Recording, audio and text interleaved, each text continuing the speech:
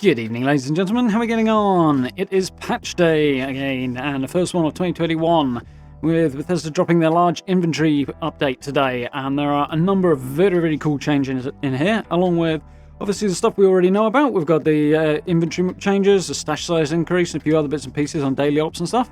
And there's also some really, really cool stuff coming in the bug fixes that they've not mentioned before that will make quite a difference to everybody's gameplay, I think. So, something to look forward to there. So, let's jump in and have a look, shall we?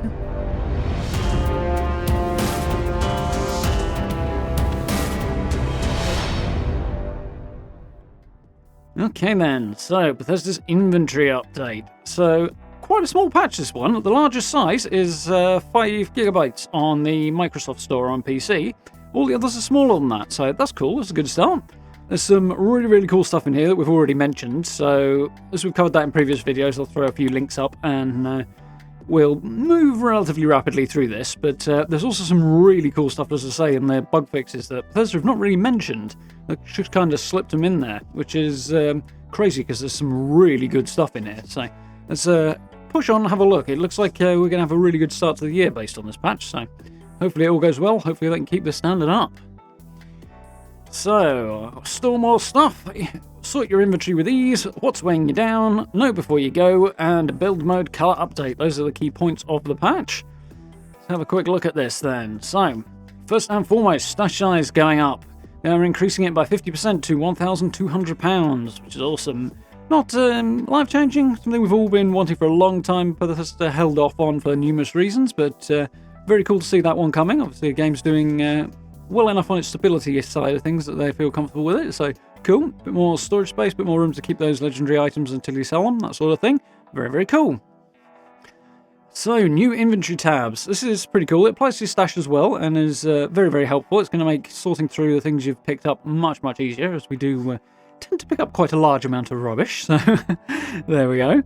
So first and foremost, there's a new tab. Basically the way this is going to work is everything you pick up in a given play session will appear in that list as well as everywhere else. It'll just be the one item, but you'll be able to find it more easily in a separate column because it's a newly picked up item. There's a few caveats. Obviously, if you log out of the server and log into a new server, the list will reset. You won't lose any of the items, obviously, but they will go out the list and the list will start again. So you'll have to find them the old-fashioned way. But, other than that, nice and easy to find while you're in the same PlayStation. There's also a couple of other points. That is, if you already have a stackable item in your inventory, for example, scrap, like steel, as is listed here, then the new scrap you pick up that adds to that stack won't go into the new tab, it'll just add to the existing stack. God knows why, but it's the thing. So, if you pick something up that stacks, and it's not there, because it's in the main stack. Fair enough. So, probably save on a little bit of clutter in that tab as well, if nothing else, so there's always that. Also, it's the least likely thing you're going to want to look for as well, so there we go. So, additionally, the new tab will reset if you leave your current world, so yeah, we've already covered. Armor! The armor tab has been split. It now has an apparel tab and an armor tab, so I think it was just apparel before, now we've got both. So all your clothing and the like will go into one tab, whereas your armor and your power armor will be in a separate tab of their own, making them easier to find, easier to repair, easier to swap out, equip, unequip, all that good stuff as and when you need to. Just going to simplify that column quite a bit. Food and drink is getting its own tab, as well as the existing aid tab, which is really handy, so make finding those chems that much easier, and organising things and making sure you're not carrying unnecessary food, getting rid of all that spoiled meat, whatever else you might have in there. Basically, it'll be a lot easier to find what you're looking for because the list will be half as long. So, always good. Stimpaks, chems, serums, all that good stuff are going to stay in the aid tab. Food and drink in their own new one. Stack weight, simple little change. They're giving a little notification on there that rounds to the nearest whole number, so it might be up or down, worth bearing that in mind, just to tell you how much a given stack of stuff weighs. So if you want to figure out how much what's weighing you down as you go around, or how much you're carrying, much easier to do it that way, and definitely practical if, like me, you're not particularly good at the old maths. Vending machine map previews getting a little update. The tooltips will no longer show any categories that are empty on a player's vendor when you have a look at their icon for their camp on the map. It'll just show the things that they actually do have. We're also getting a split to legendary items, so weapons and armor will be split separately, And the legendaries will be split into groups of 1, 2, and 3-star items, so you see how many 1-star, how many 2-star, how many 3-star items of the various categories the vendor has for sale. So that will definitely help. So a couple of other additional UI changes. So the Atomic Shop is getting a new button, which is something they haven't mentioned before, but it's really good. It's something that I think a few of us are quite happy to have. That will allow you to hide or show, again, any of the items you already own in the Atomic Shop, so you can just see those items that are on sale that you don't own, which should reduce the clutter quite dramatically, which is pretty cool. Surprised that they're not putting the opposite in there, so that you can just show the things that you do own if you happen to want to go through that list. Seems like a logical thing to include, the reverse of the thing they are including, but nonetheless, it's probably less required, and there are less instances where you'd want it, so they're doing the big one. That's definitely good. It'll make the Atomic Shop much easier to navigate, which is definitely a bonus. And build mode is getting a little visual improvement, we also touched on before. The placeable objects, instead of being highlighted in green, will now be highlighted in blue to make players who struggle with colour blindness have a little bit of an easier time. So inclusivity, always a good thing. Doesn't affect the changes to invalid placement, those are remaining red. So just a little tweak, it's just a light blue instead of a light green, but there we go. Something you'll probably note going forward. Daily Ops, this is one that I'm very keen for, and I think a lot of people will be happy to have. They are making sure that we will now get a reward every single time we hit Elder Rank, which is, well, the first time we hit Elder Rank. It's once per day still, but if you hit it, you will get a reward. It does mean more duplicates, but it also means more shots at the ones you haven't got as well, so definitely a good thing. So you hit that sub 7 minute mark, and you're guaranteed a rare reward, which is very, very cool. So, into the stuff we haven't covered, and something new to start things off with. They are doing a new event that is running through from today up until February the 16th. It is a Valentine's-themed event called Spread the Love. Includes new challenges and new rewards, and a new kind of playstyle. Not playstyle exactly, but some new stuff to do, which is cool. So, starting today and lasting until February 16th, you can claim a free Heart Wrencher skin for your Pipe Wrench in the Atomic Shop. Definitely thematic. And use it to complete challenges that will unlock new cosmetic and consumable rewards. Very, very cool. You can earn lunchboxes, perk card packs, and repair kits by defeating enemies with your Heart Wrencher every day during the Spread the Love event. So, if you're not too bothered about the repair kits, but lunchboxes, perk cards, more of those is always a good thing, especially as we have daily levels to hit with the daily challenges and stuff. So, practical from that point of view, that's cool. Using a pipe wrench to do it, not so great. I guess the thing to do will be farm enemies that are more manageable, bring them down to a low level, switch out to your pipe wrench, and give them that final whack with it. That would probably be the way I do it, but yeah, it's a fun thematic thing. It's certainly by no means an essential thing, so if you want to get stuck into that, claim some new rewards, you can do. You can also claim outfits, and even a new variation of the Backwards Bungalow, by completing weekly challenges with the Heart Wrencher equipped. I'm assuming those will come up on the weekly challenges list. It doesn't specify here, obviously, but that would seem logical, so hopefully you'll be able to track those. And they're going to be Heart Wrencher focused ones as well, so again, just some free cosmetics, some fun things you can pick up if you would like to do that and you're into that sort of thing, all via a new type of challenge and kind of an absurd fun bit of gameplay you can do that's just a bit different, I guess. So having something to do and engage with that is new, fun, always welcome. Temporary, but hey, it's just something to spice up what we're doing at the moment. A little bit of something else to sink our teeth into while we wait for the next big update, which will likely start getting more interesting next month from the things Jeff Gardner's been saying on Twitter. So look out for updates on what's coming next. I'll definitely be covering those. So, bug fixes. As per usual, not going to go through the whole lot and show you absolutely everything, because there is quite a lot of stuff here, as always. But there are some really, really big things, so bear with me for what is probably going to be a few jump cuts. But we'll highlight those very, very cool things. As always, link down below to the patch notes if you want to head over there and read them yourself. There's cool stuff in here, so you might as well. Doesn't take too long, and there's some good stuff. So, with that covered, let's have a look, shall we? So, allies, Settler Forager. They've corrected the missing player dialogue options for Settler Forager, so presumably player side should now be able to communicate properly with them. Apparel, the Pip-Boy light no longer shines behind the player in the Brotherhood Recon helmet. So, those using Brotherhood Recon armor, there you go. The light points forward now. That's good. The yellow lighting effect should no longer persist after turning off the color wheel light, which presumably only affects it if it was yellow beforehand, but always good to see. And they've adjusted the lighting on the kill, laugh and love sign, which is quite a popular one if you like those neon signs, so the word laugh is no longer disproportionately brighter than everything else. So that makes sense, that's cool. Power armor change. This should be good for a lot of people for the T65 power armor helmet. The headlamp should now shine in the correct direction if it has a paint job applied, which apparently was an issue before, so that should be good to see that fixed. Address missing textures reduced clipping issues with the Captain Cosmos power armor. War Raider power armor now properly protects the player's posterior. Well, lots of P's in that one. Vending machines. If you destroy the Slocum's Joe vending machines, they should have a more interesting or adjusted explosion. More interesting, correct, I don't know, but apparently it's been adjusted. So, a couple of camper workshop changes, quite cool. Addressed an exploit affecting item storage in the stash box, great. It's now easy to place structures like the CD shed, the backwards bungalow, and others inside the shelter, as long as there is enough space to do so. Hopefully that means they'll sink in a little better, things with sort of more traditional foundations like the CD shed, but for those who've wanted to place those things in their shelters and couldn't, definitely a bonus. Hopefully that bodes well for upcoming ones as well, because some of the ones that were data mined a while ago would suit things like the CD shed much better than, say, the vaults currently do, but that's cool, it's good to see. Stairs can now snap to the front of the Brotherhood of Steel Scout Tower. So that's the one in the 25 quid bundle that was on Bethesda Net. If you haven't picked that up, I didn't, because, to be honest, not the greatest value for money ever, that bundle. But if you did and you want to put stairs on the front of your build, now you can.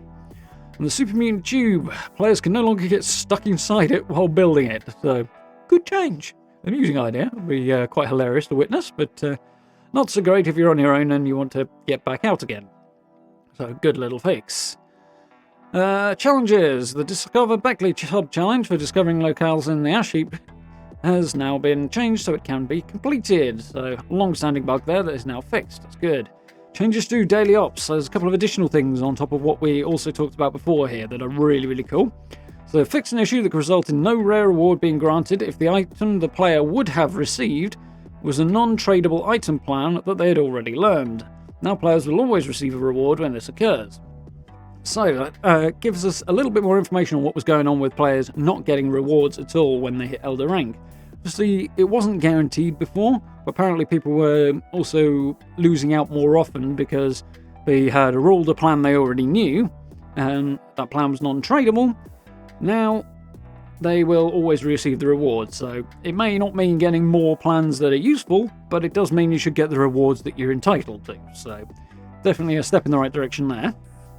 Addressed an issue that visual issue that could incorrectly mark reward tiers as already earned in the operations report.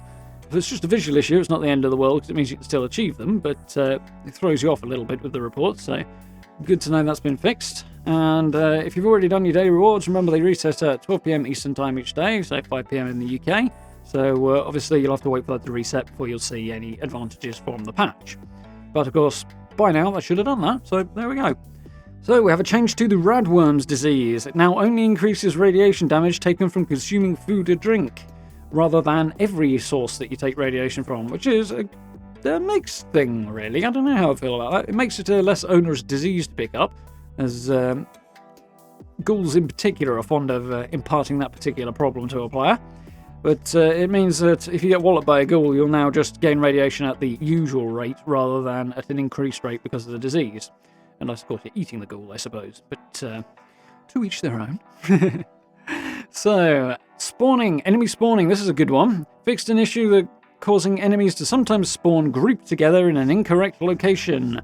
Now, I'm thinking line in the sand here, with people exploiting that and forcing enemies to spawn in a group so they can just blow them all up in one go. Which tends to deprive other players trying to take part in the event of the benefits of the XP and the like. So, if they fix that, definitely welcome. And players can no longer clip through giant hermit crabs, which is fine. So we've got a ton of changes to items here, which is some significant, some not so much. Let's have a quick gander. The hazmat suit, the swamp camo hazmat suit can now be repaired, that's cool. Raider armor now correctly works with Funky Duds and Sizzling Style legendary perks. Don't imagine there's a vast number of high-level players using Raider armor, but if you are, now it will work with your legendary perks correctly.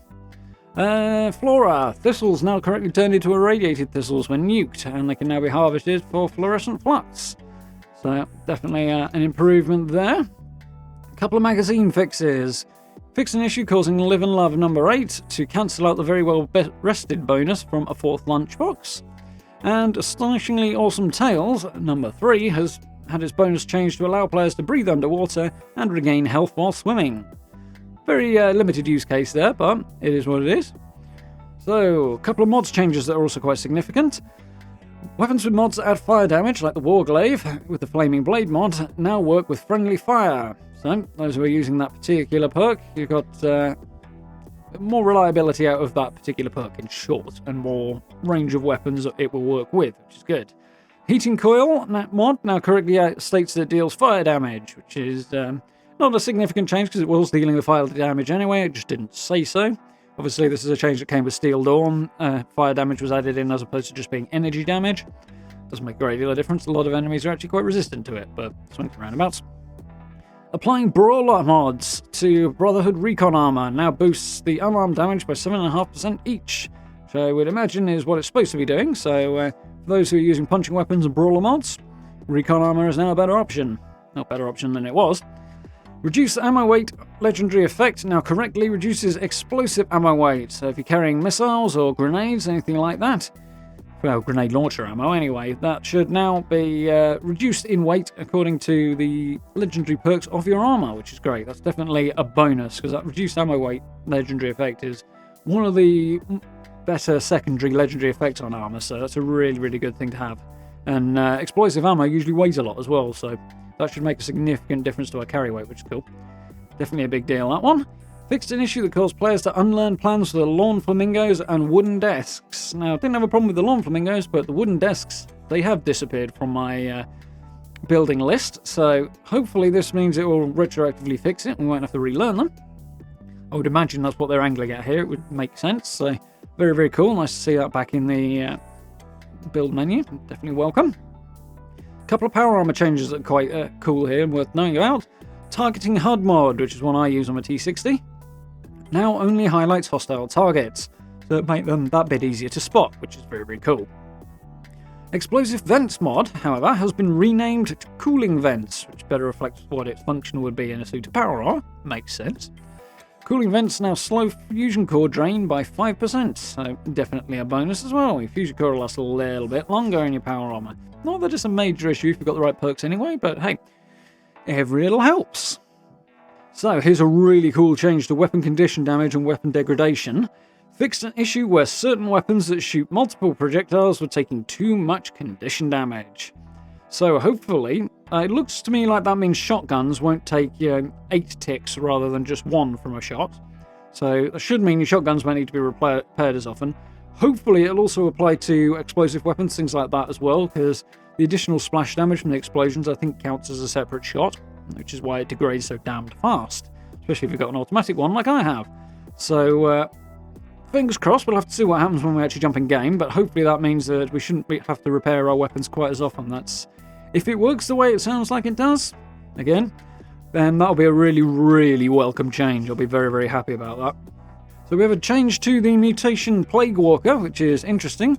The description no longer incorrectly states that it removes disease durations. This was only a description change, as the mutation's functionality has not been adjusted, so it was never changing the duration of your diseases anyway, but now it actually accurately states that.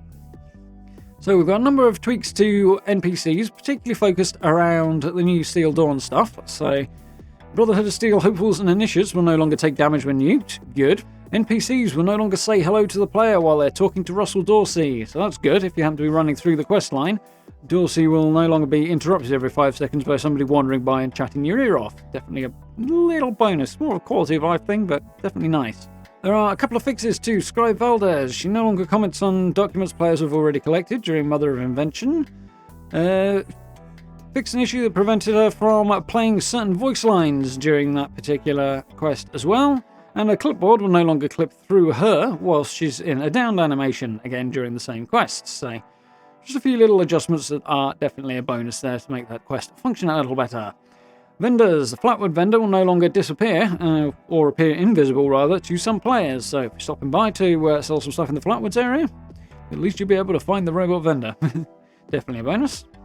We've got a few performance and stability changes that are always welcome. Fix multiple crashes that could occur during combat. Great. Fix a crash that could occur during the use of the Notes tab in the Pip-Boy. Fix an issue that could cause PC players to receive a disconnected due to modified game files, error during normal gameplay. So that's basically the game mistaking them for cheaters when they are in fact not. Hopefully that means that people actually will still get kicked. So definitely an improvement. Some issues with server crashes, definitely fixed. Definitely a good thing. Addressed an issue that could cause the game client to hitch whilst either viewing the Aid tab or sorting the Pip-Boy by spoil. So both of those are good. And they fixed an issue that could result in frame rate drops inside Fort Atlas. So some changes to perks that are very, very cool here, including one that I'm particularly fond of. First up is Dodgy. It now has a 2-second cooldown on the AP drain, so a little delay between each tick of your AP being drained and the damage reduction that occurs along with that. So that damage reduction will still work, but the AP drain rate has been significantly dropped, particularly meaning that you won't have your entire action point pool wiped by enemies using high rate of fire weapons. Super mutants with miniguns spring to mind. So definitely a little bonus. The Ops spring to mind for me is an example where that would be particularly valuable. You get hit from a lot of different directions at the same time when you're running between the different uplinks and when you're running to face off against the boss in particular. And the loss of action points can cause problems there. Certainly makes it harder to progress at the necessary speed, especially for me when I'm soloing it, for example. So that's definitely a nice addition. It should make the perk that much more utilitarian and definitely be a very, very cool change. So friendly fire is also getting a change. The health regeneration effects from friendly fire no longer stack, but heal faster instead. So this makes all weapons heal at the same rate. So not quite sure how that constitutes a change. I would think no longer stacking and healing faster would be the same thing, but I don't use the perk, so for those of you who do, hopefully that'll mean a little bit more to you, but there is a change there anyway. Stabilized. They fixed an issue that prevented it from working correctly while wearing power armor. So for those using heavy guns in power armor, should have the aim much more stabilized and much less recoil to deal with, which is definitely going to be a welcome change. And Super Duper has been fixed so that the fanfare and sound effects no longer incorrectly play when crafting legendary items, such as your Secret Service armor, that sort of thing. So that's very, very cool. So we have a whole wodge of quest and event fixes here as well. Some of which are more interesting than others. There's some tweaks to Fashion Act, which would mean we get more likely to get 3-star legendary items. It should mean that the event runs more smoothly. The Super Mutant Suiciders won't keep spawning after the event ends, and the Master of Ceremonies should spawn correctly as well. So there's a few other bits and pieces, but yeah, some definite updates to that are welcome, especially with Fashion Act being just around the corner. Forbidden Knowledge. Here's one that a lot of people have been waiting for, and I'm sure we'll be very glad to see this returning. They have addressed several issues affecting Forbidden Knowledge and technical data, and this quest has been re-enabled, so Forbidden Knowledge is back. But technical data can no longer be dropped, traded, or sold, so you have to turn it in if you want a shot of it. So that could take a while for those who've got a fair bit built up, but at least you can now get rid of it properly, so that is definitely a good thing. Sound change. Entering the scoreboard rapidly no longer causes the sound to disappear, and we have a few UI changes. So, Atomic Shop. Brotherhood of Steel icon should correctly appear on your icons page if you own it. Added an error message when trying to fast travel to a camp that the player is too close to. So, this is just a UI change. Hopefully it doesn't actually change the functionality of it. Just puts a notification up. It's not going to work, because sometimes when you spawn inside somebody's foundations, which is still happening and still frustrating, the easiest way to fix that is just to fast travel to their camp again. So hopefully you're still going to be able to do that without having to travel further away and back again, which isn't, I suppose, the end of the world, but as if this eliminates one of the simplest solutions to that problem, that would be unfortunate. So I don't think it will. It doesn't read like it will, but something to be aware of going forward, I think. So they fixed an issue where the map could be opened while viewing a terminal, and they fixed a rare issue that could cause item counts in a player's vending machine preview on a map to mismatch to the actual number of items in the vending machine. So the tooltip should now read correctly. Well timed, given that that tooltip is also getting an update. So they fixed a visual issue with perk coins that could cause players' perk coin total to display incorrect number of perk coins, particularly after scrapping perk cards, i.e. adding to that total, so it should now update correctly. Items with longer names are no longer cut off in the Pip-Boy. And a few more quest trackers and quest markers being updated as well. For those of you with Fallout First, the scoreboard. Fallout First exclusive rewards are now claimed separately from standard rewards on the scoreboard, so I imagine it'll be the same, except you'll have to manually click to claim those rewards, so it doesn't auto-claim at the same time as the one they're attached to at the same level. So, a little change, but hopefully that should allow you the option to choose when you collect things, and also if you want the main reward on one character and the Fallout First reward on another one, you should now be able to do that instead of having them both go onto the same character. Social menu. This is cool for PC players. Improve the mouse controls on the pop-ups in the social menu. That is a big thing, because when you're trying to leave a team in particular, you have to be very precise with where you move the mouse, otherwise the whole UI collapses again, and you can't then leave the team or whatever.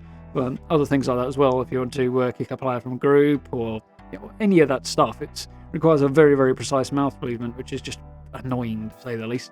So having that fixed is well overdue, and definitely welcome, so cool. And there's a couple of fixes to the world. They fix several locations where players could become stuck, and they fix several locations where players could view outside of the world, which will presumably affect those who are glitching their camps beneath the surface of the world. So, good to know about if you are engaging in such practices. So, as usual, patch notes are quite substantial. There's a lot to cover in there. I'll try and cut this down to a sane length.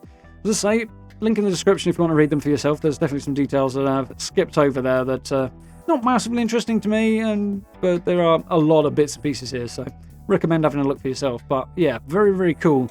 Obviously, the changes we know about, the inventory changes, the stash size increase, the tweaks to daily ops are all very, very cool. Definitely welcome. Good to see the bug with the rewards not being issued properly has also been fixed. Changes to some of those perks definitely welcome as well, particularly with Dodgy. I'm very happy to see that. And the return of technical data quests. What's that one called? I've forgotten the name now. Where is it? Forbidden Knowledge. There we go. Forbidden Knowledge is back and active again, so definitely good to see. Very, very happy about that. We kind of knew it was coming, but it was previously an open question whether or not they were going to get that done in time for this patch, and good to see they've got it fixed and hopefully working well. So I know there's a lot of people will be happy about that. You can get those Brotherhood paints for your Brotherhood characters now. They're Knight and the Paladin and Elder ones, should you so desire, along with all the other rewards from Forbidden Knowledge as well. So, very, very cool.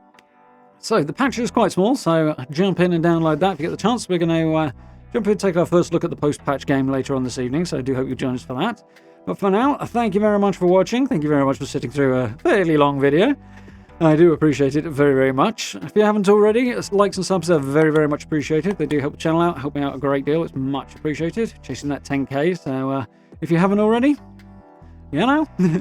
Social media links, merch store, and channel memberships are all available down below the video as well. If you would like to support the channel in that way, it's massively appreciated as well. Thank you very much to everybody who's done that as well. And as I say, join us for the live streams if you get a chance. Alongside Fallout, we're also playing Cyberpunk 2077 and having a reach good time with that as well. So I do hope you'll drop in. For now, I'll say thank you very much for watching and look forward to speaking to you all very, very soon.